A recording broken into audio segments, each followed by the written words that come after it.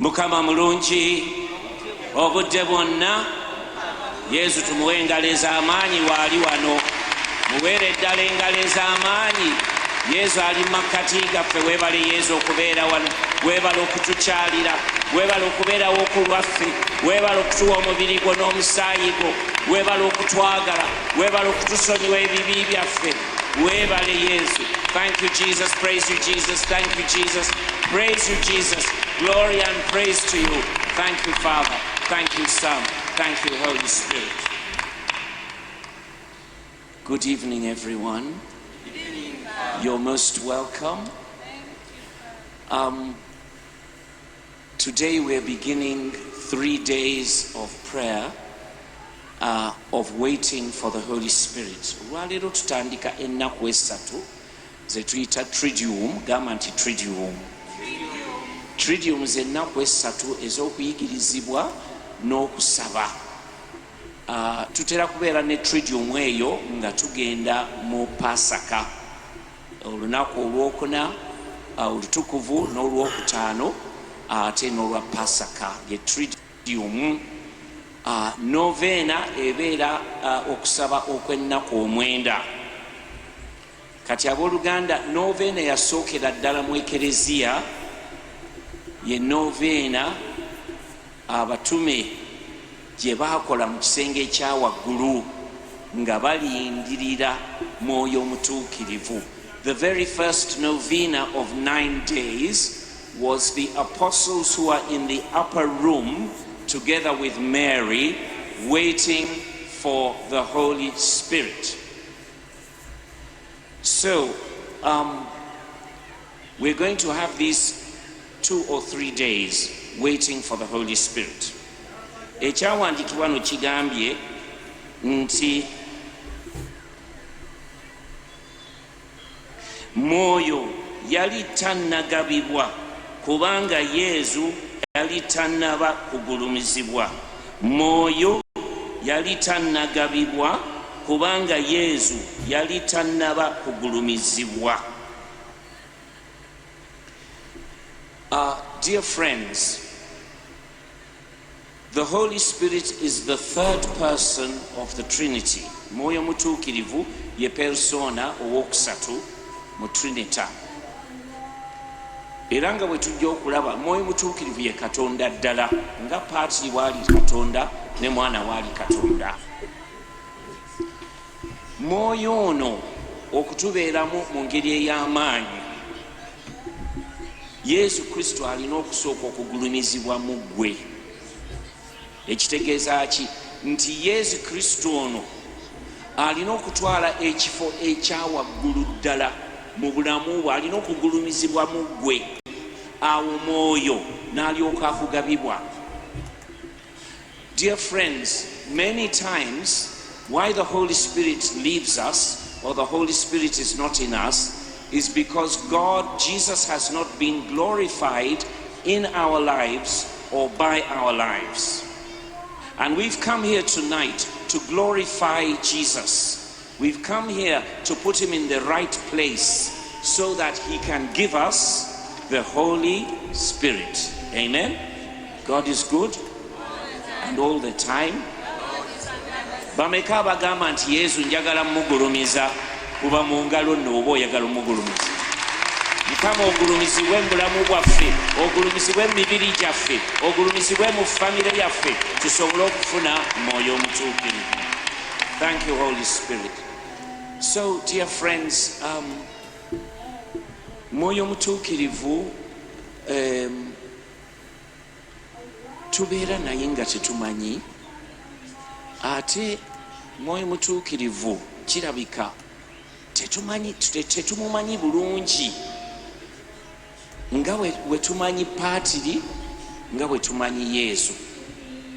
Kati Mwoyo ono tetuyinza okuba nga tetumutegeera. Era ekyebuuzibwa ekisooka nti Mwoyo Omutuukirivu y'ani? So today we want to ask the question, who is the Holy Spirit? Now every Sunday we recite the creed. Buli Sunday tusoma esaala ey'enzikiriza.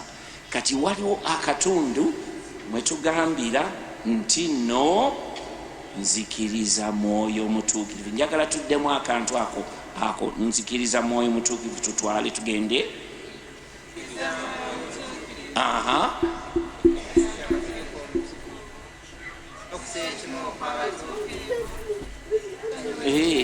Mukoze bulungi, naye mbadde njagala ssaala ey'enzikiriza gye tusoma ku Sande, kubanga eyo gye ssaala eyo muyogedde Apostles Creed. Kati essaala ey'enzikiriza gye tusoma ku Sande tugamba nti nzikiriza mwoyo mutuukirivu, Omukama akola ki? Ate ekirala ava mu paatiri ne mu mwana gwe tusinziza awamu ne paatiri ne mwana ne tumugulumiza kimu eyayogerera mu balanzi. So in this creed we have the whole teaching, enjigiriza yonna eya mwoyo mutuukirivu tugifunira mu ssaala ey'enzikiriza. Tugambye first of all nzikiririza mu mwoyo mutuukirivu. Nga bw'okkiririza mu paatiri ne mu mwana olina okukkiririza mu mwoyo mutuukirivu. Ekyokubiri nti ye Mukama, ye Katonda. Tuleme kulowooza nti mwoyo mutuukirivu Katonda amuyambako obuyambi, nedda. Ye Katonda ddala era persona. So the Holy Spirit is a person. In the same way that you are a person, you have a mind, you have a spirit, you have emotions. So the Holy Spirit is a person. And you must have a personal relationship with the Holy Spirit. In the same way you have a personal relationship with Jesus. Olina okubeera n'enkolagana ey'ekimmemmette naani? Mwoyo mutuukirivu. Era ava mu paatiri. The Holy Spirit proceeds from the Father and the Son. Buli awali paatiri ne mwana ne mwoyo mutuukirivu akola ki? Ava mu bo n'ajja mu ffe. Ava mu paatiri ne mwana n'ajja mu ffe. Era tumusinziza wamu, tumugulumiza wamu ne paatiri ne mwana. Emirundi mingi twerabira okusinza n'okugulumiza mwoyo mutuukirivu. We forget to glorify and pray to the Holy Spirit. And many of us, we love Mary, our mother. Our mother is Mary. We spend a lot of time praying to Mary. How much time do you spend praying to the Holy Spirit? This is a question for you and for me. Now, why we have strong devotion to Mary? Lwaki Maria mukulu nnyo mu ddiini yaffe? Kubanga ye yasooka okujjuzibwa ani? Kati Maria buli w'abeera ne mwoyo mutuukirivu akola ki? So there is no difference. Wherever there is Mary, there is the Holy Spirit. And she is the one who teaches us how to receive the Holy Spirit. The Holy Spirit is the spouse of Mary. The Holy Spirit is the one who used Mary to give us Jesus, the Savior. So, kambabulireyo olugero omwoyo mutuukirivu. Waliwo kabaka omu yali akuze akaddiye ng'anaatera okufa, naye yali talina musika wa bulenzi, naye ng'alina abawala. N'agamba omuwala w'omukulu nti gwe ogenda okunsikira kubanga siina mwana wa bulenzi. Omuwala n'agamba nti okke. Kati taata we n'amugamba nti naye njagala ofumbirwe kubanga mujja kubanga mufuga awamu ne kabaka n'abakyala, queen and king. Omuwala n'agamba nti ye taata. Ne baleeta abasajja mu lubiri nga bonna bamwetaaga balaba omwana wa kabaka omumbejja. Naye taata w'omumbejja we yabalaba bonna agamba nti bano abazze bayinza okuba nga tebazze kuwasa ggwe naye banoonya okufuna ebintu, baagala ebyobugagga bwange era bwe banaabifuna bajja bitunda. Bonna n'abagaana okuwasa omumbejja muwala we. N'amugamba nti kaakati nina gye ŋŋenda okukutwala okoleyo nga omukozi house girl. Ojja genda mu famire emu engagga okole obwa house girl. Omusajja anaakusangayo n'akwagala n'akwagalirayo nga bw'oli mu bunaku bwo nga maid yoyo omutuufu. Nange omuwala ng'agenda ng'akolera omugagga. Kati mutabani w'oyo omugagga bwe yalaba ka maid kano nga kakozi nnyo, kakola nnyo, ate nga mwetowaze nnyo, ate nga musanyufu nnyo, ate nga mugezi nnyo, ate nga mulungi, omuvubuka mu maka ago n'agamba taata we nti omuwala ono nandiyagadde omumuwasa. Taata we n'agamba nti nedda, ffe tuli bakungu, oyinza otya okuwasa house girl? Omuvubuka n'agamba nti nze gwe njagala. Taata we n'amugamba onoowasa maid oyo ngenda kukuzaalukuka. Omuvubuka n'alemerako n'agamba kale oba onzaaluke onzaaluke, naye omuwala oyo gwe njagala gwe nfiirako, musanyufu, alina ebigambo eby'amagezi, akola nnyo, mwetowaze. Nange ng'atwala omuwala ng'agenda ng'amuwasa nga taata wa muzaalukuka, nga bagenda nga babeereyo mu kayumba. Baali banaku nnyo, tebalina ssente. Akati bwe baamala okugattibwa, omuwala n'agamba nti omanyi nali nina okwanjula naye tewaaliwo busobozi, naye kati nga wetumaze okugattibwa nandyagadde okukutwalako ewaffe olaba abeewaffe. Nange omuwala nga tatwala omulenzi mu lubiri ewa kitaawe. Bwe baali batuuka bwe bati mu lubiri, omuvubuka n'alaba abantu abangi nga bakuba enduulu. Oh yes, meanwhile bambi taata we yali afudde nga balangiridde nti omuwala ono yagenda okubeera queen. Kati ne bamwaniriza omukyalo oyo. Yalaba muvubuka omwami, yalaba nga bamufukaamirira, bamukubira enduulu, bamusanyukira. N'agamba nti kiki kino ng'ondeese mu lubiri lw'abendi, kiki? Omuwala kwe kumugamba nti munnange, nze queen wa wano, eyali kabaka yafa era yannaamira n'aŋŋamba nti ngenda omusikira, era okuva olwaleero nze queen, ate naawe ogenda okutuuzibwa ku Namulondo obeere kabaka. Amiina abooluganda, amiina abooluganda. Kati abooluganda, mwoyo mutuukirivu afaanana nga omuwala oyo omumbejja eyagenda n'akola obwa maid naye nga tewali amutegedde yaani. Mwoyo mutuukirivu abeera naffe, omuyambi waffe, atuwa essanyu, atuwa amagezi.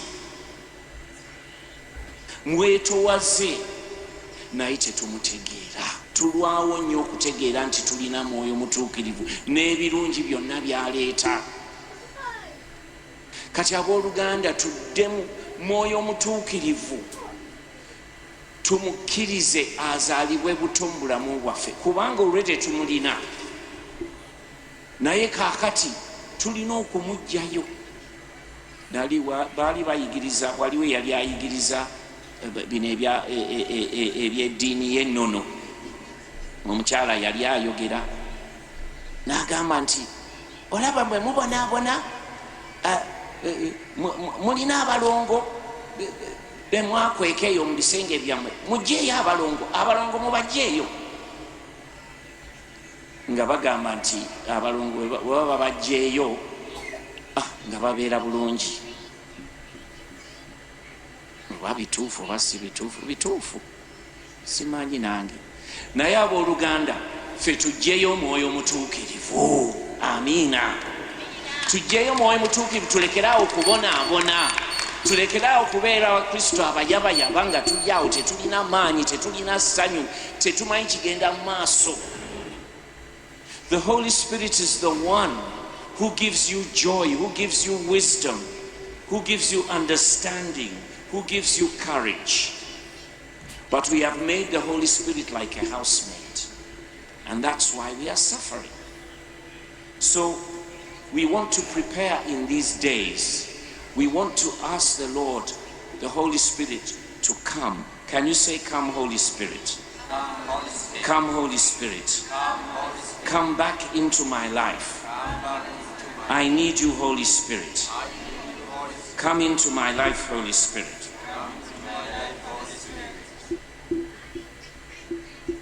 We have just celebrated the Martyrs' Day, you know, and I'm told that when Charles Wanga was being put in the fire, olw'okuba yali mukulembeze mu bajulizi, ne basalawo okumwokya, okumubonereza.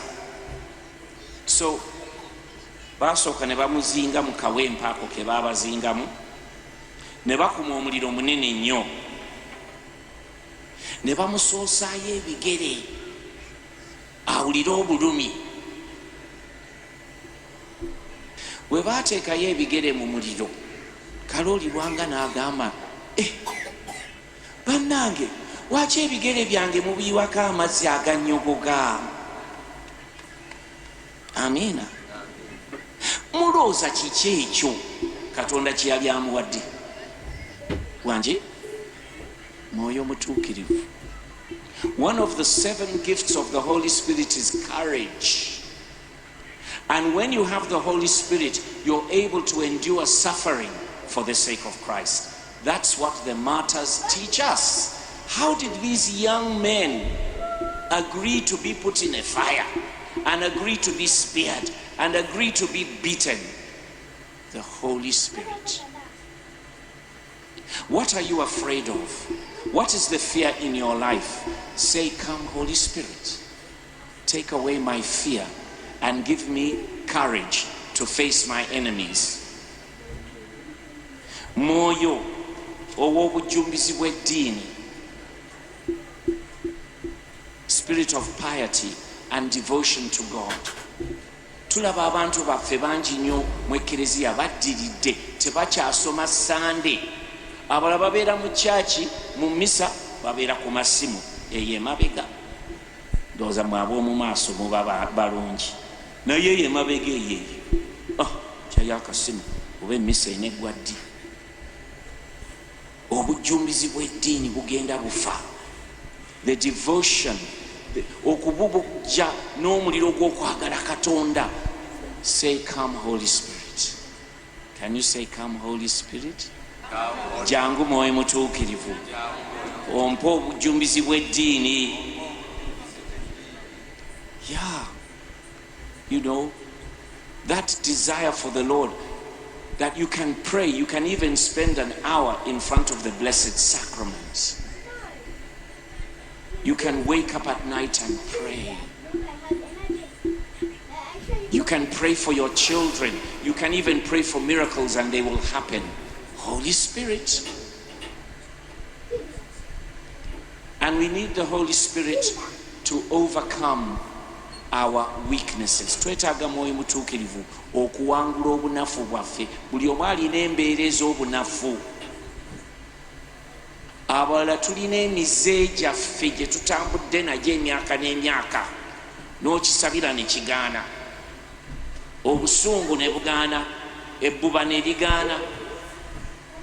Say, "Come, Holy Spirit." and make me holy. Tosobola kubeera mutuukirivu nga tolina mwoyo mutuukirivu. Without the Holy Spirit, I cannot be holy, you cannot be holy. We need the Holy Spirit. We need wisdom and knowledge. There is a saint called Saint Catherine. Can you say Saint Catherine? Omutuukirivu oyo Catalina wa Siena. Ye mukazi eyasooka okulangirirwa ng'omuyigiriza omukulu mu ekereziya nga mukazi. Naye abakazi baali babasosola nga ne mu kyaki babasosola. Naye oyo omutuukirivu Catherine yagenda nga ne Papa amuwa amagezi. Owooluganda waliwo n'amagezi ge weetaaga gatali ga nsi muno. Waliwo amagezi ge weetaaga okutambuza obulamu bwo n'okuva mu mbeera ezikuyigganya ezikusobedde. Naye nga tonnina magezi tewali asobola kukuluŋŋamya. Gamba nti jangu mwoyo mutuukirivu. Jangu mwoyo mutuukirivu. Ompa amagezi. Ompa amagezi. N'obutegeezi. Mwoyo w'okubuulirirwa. Spirit of counsel. Bagamba nti embuulire tefa ki yonna.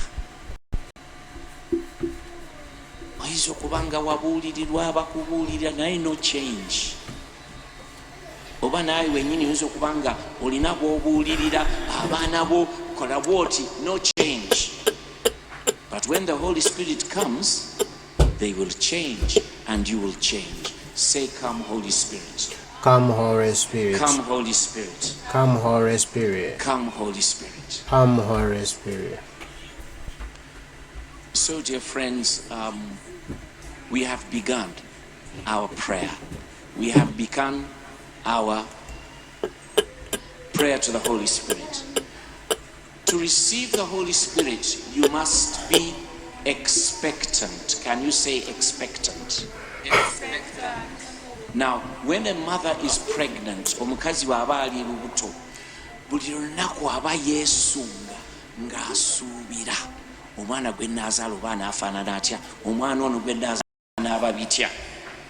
That's what we call an expectant mother. So to receive the Holy Spirit, you must have an expectant faith. Olina okuba nti olina ky'osuubira.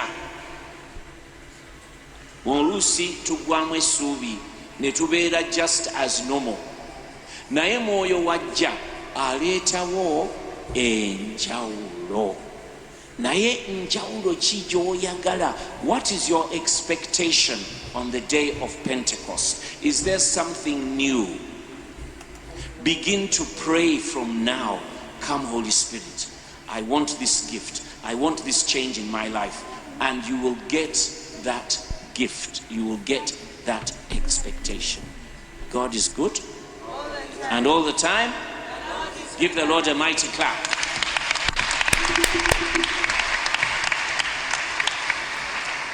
So today, before we have the final blessing, I'm going to bring Jesus. I'm going to walk to the end of the church with Jesus. And tugamye nti Yesu wagulumizibwa nga tuweebwani mwoyo mutuukirivu. So as Jesus is passing by, you begin to claim your miracle. Begin to say, come Holy Spirit, jangu mwoyo mutuukirivu. Ngenda okutambuza Yesu, ngenda eri ku church gyegwa kati we Yesu wajja gy'oli gwe tandika omugamba nti jangu mwoyo mutuukirivu, jangu mwoyo mutuukirivu. This is the time to pray. Jangu mwoyo mutuukirivu, jangu mwoyo mutuukirivu, kadde ka kusaba.